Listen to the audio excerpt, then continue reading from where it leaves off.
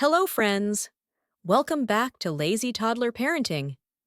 If you're a parent of a newborn baby or your little one is between 0 to 3 months old, you're in the right place. This video is going to be super helpful for you. You know, newborns are so tiny and sensitive, and their immunity is still developing. That's why it's really important to give them extra care and attention during this phase. Now, there are so many things to keep an eye on, like, is your baby gaining weight properly? Are they getting enough sleep? Are they feeding well? And that's just the beginning. But don't worry. Today, I'm going to walk you through everything you need to know about newborn care so your baby stays healthy, happy, and safe from infections. So, let's dive right in. Baby weight. Let's talk about weight gain. A newborn's physical and mental development depends a lot on how well they're gaining weight. At birth, most babies weigh somewhere between 2.5 to 4 kilograms, and it's perfectly normal for their weight to drop a little in the first few days. But within a week, they should bounce back to their birth weight. From then on, their weight should steadily increase. Ideally, your baby should gain around 175 to 200 grams every week, which adds up to about 700 to 800 grams a month. Now, to make sure this happens, feed your baby every 2 to 3 hours during the day. If your baby is sleeping, wake them gently, tickle them behind the ear or on the soles of their feet. If you're breastfeeding, let them nurse for around 15 to 20 minutes per session. Signs of proper feeding. How do you know your baby is feeding well? Here are a few important signs to look for. Your baby feeds 8 to 12 times a day. Their weight is increasing week by week.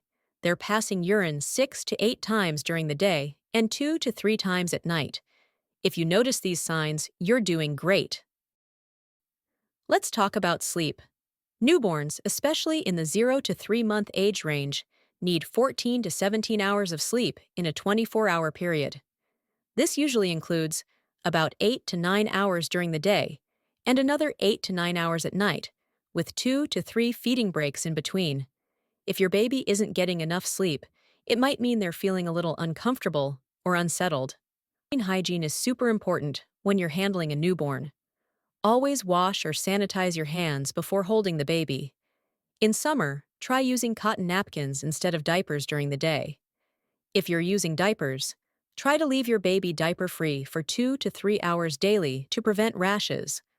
Apply a good rash cream or some coconut oil during diaper changes. And for cotton napkins, check them frequently to make sure your baby isn't wet. Wet napkins can cause chills, even in warmer months. Supporting your baby. Always provide proper neck support when holding your baby. Their neck muscles are still developing, so avoid any sudden or fast movements while holding them. Post-feeding care.